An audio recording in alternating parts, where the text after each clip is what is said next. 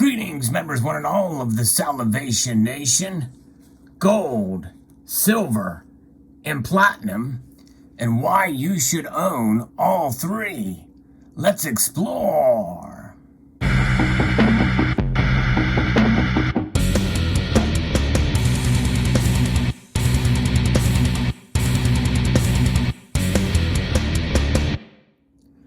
Since my time in this community, I have certainly seen how many of you have diversified your investment portfolios and your hedging portfolios as well.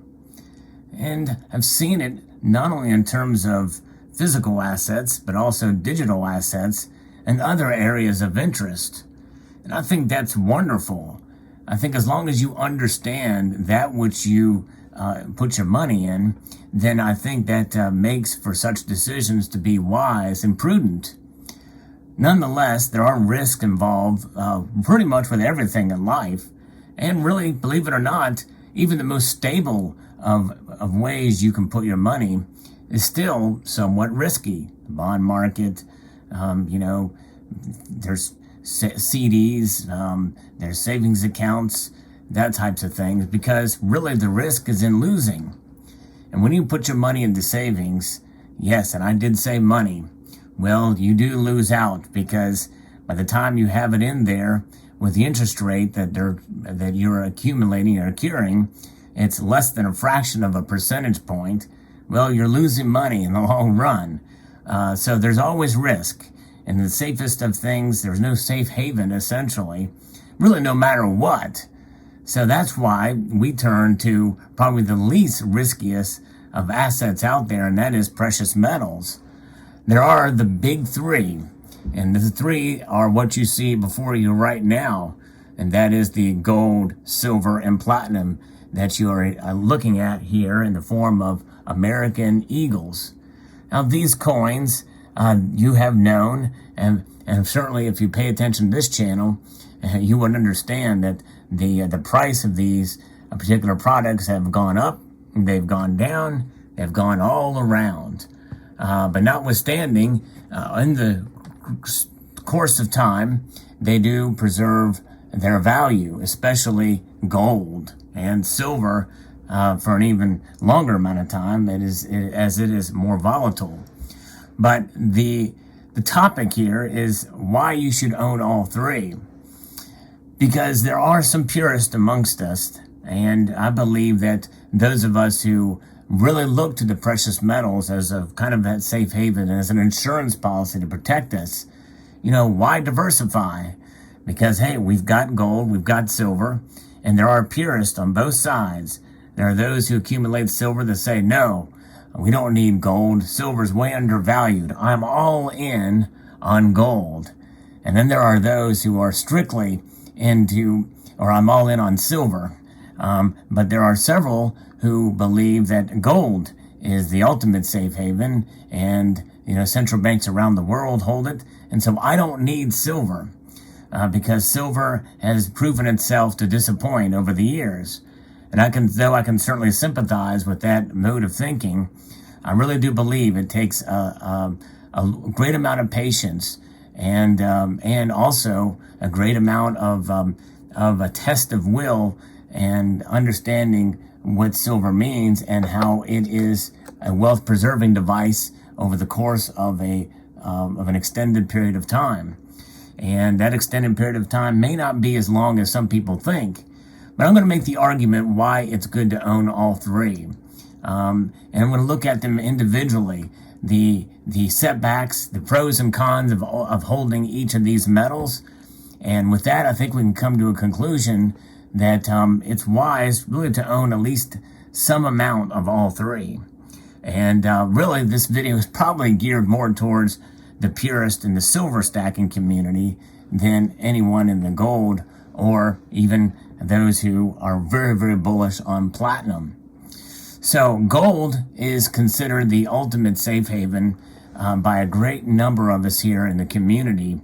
And that is because, well, it has been treasured for thousands of years, for millennia. Well over 5,000 years now, gold has stood the test of time. and it has preserved its value for quite many of those years. And it has been desired by mankind through those times. It has survived centuries. It has survived nation states. It has survived empires, and has been at the forefront and the centerpiece of those empires throughout history. No matter the ideology behind it, we know that gold is highly coveted and desired to this day, or else the central bank of central bankers, well, they would not have labeled it a tier 1 asset, recognizing that these central banks store it in vast amounts to be able to protect themselves against a collapse of a currency, even their own.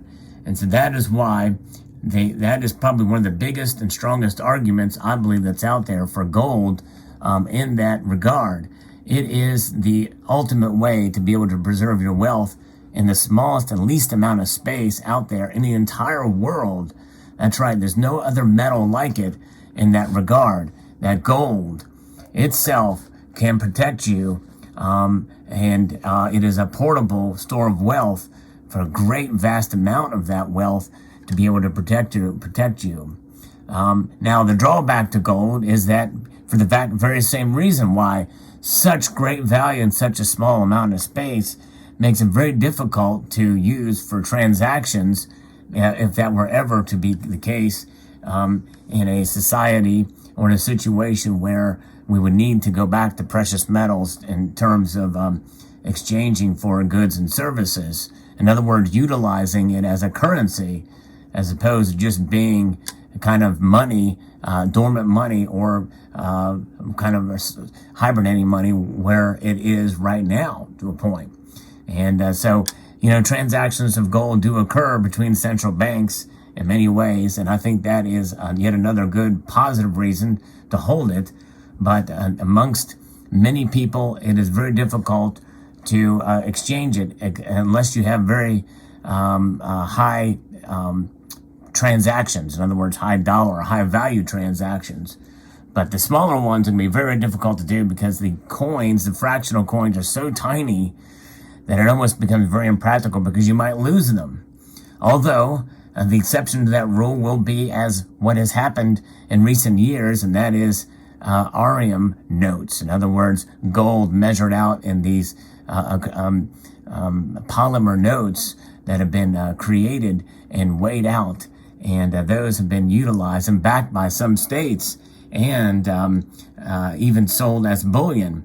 And I think that is one way to be able to utilize gold in those kind of transactions. So I think that is certainly a promising aspect of that. But gold is, make no mistake, by any measure, gold is the ultimate safe haven. So any silver stackers out there, I think it would be wise to consider gold to hold for that very reason alone. Because it is something that is going to protect you above and beyond what silver can, in my view. Moving ahead to the next, and that is silver. Silver, it has been most widely used as currency and recognized as money for almost the same amount of time. In fact, the first coins were of value were in what is known in Turkey as the Lydia.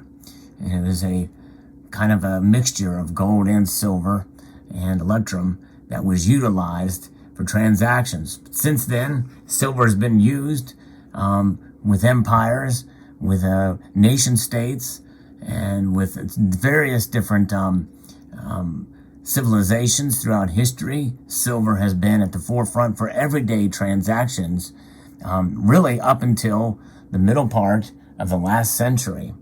And that is something to be said for that history of silver as money.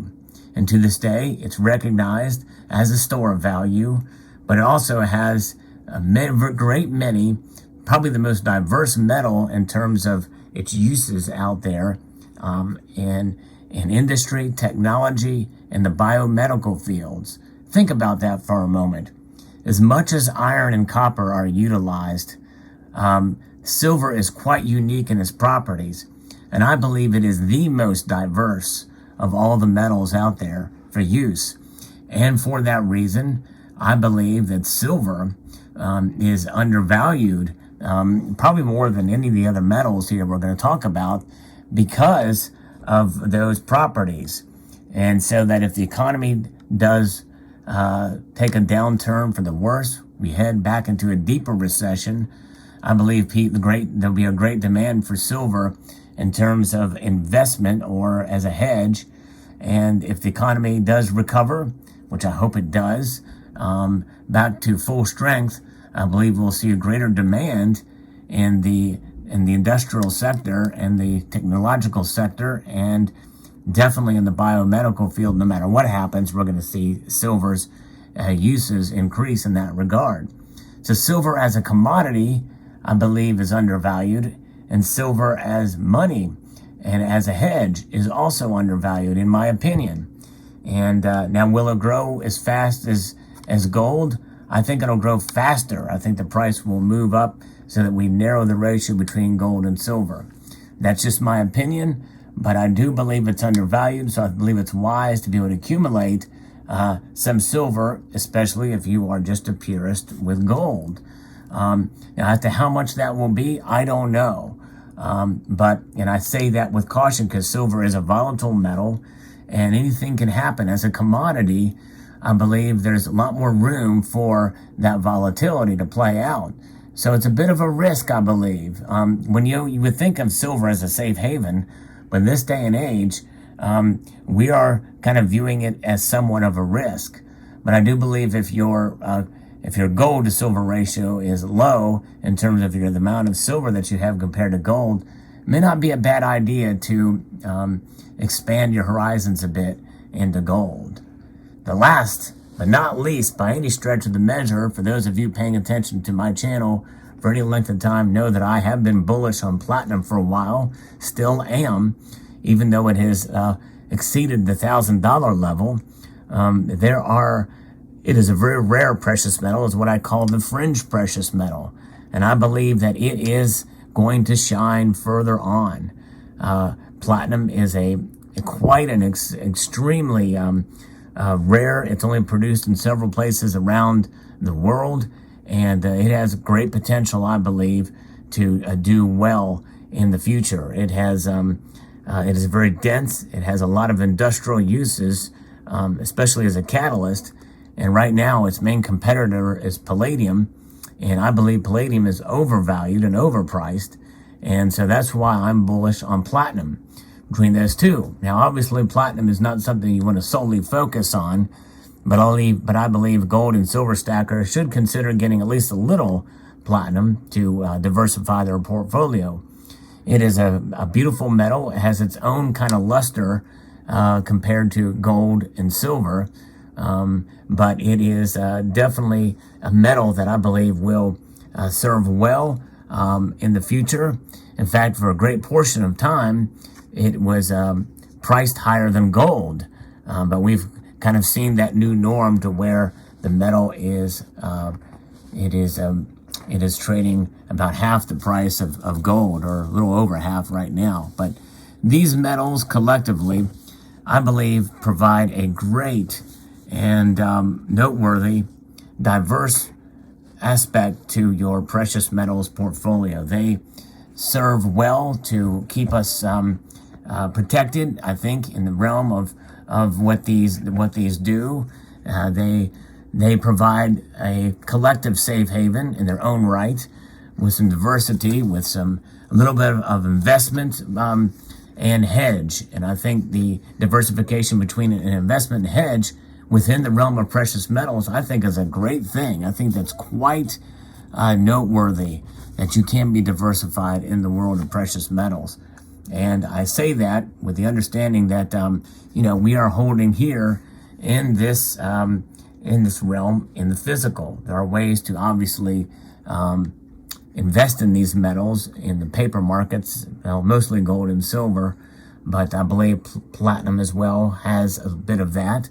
But nonetheless, there it is, gold, silver, and platinum, the ultimate And I believe a way to really expand your portfolio, expand your horizons. And that's what it's about, diversification. And also, probably one of the biggest arguments, I believe, for holding these metals is their beauty. At least in my mind, I'm kind of one of those that I like to see. I like to kind of touch and feel, very tactile person.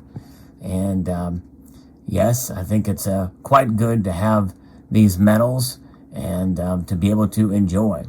So let me know your thoughts in the comment section below about diversifying and why you should own all three: gold, silver, and platinum. I'd like to extend a multitude of gratitude to you all for taking the time to watch this video, and encourage you to please rate, share, comment, and subscribe.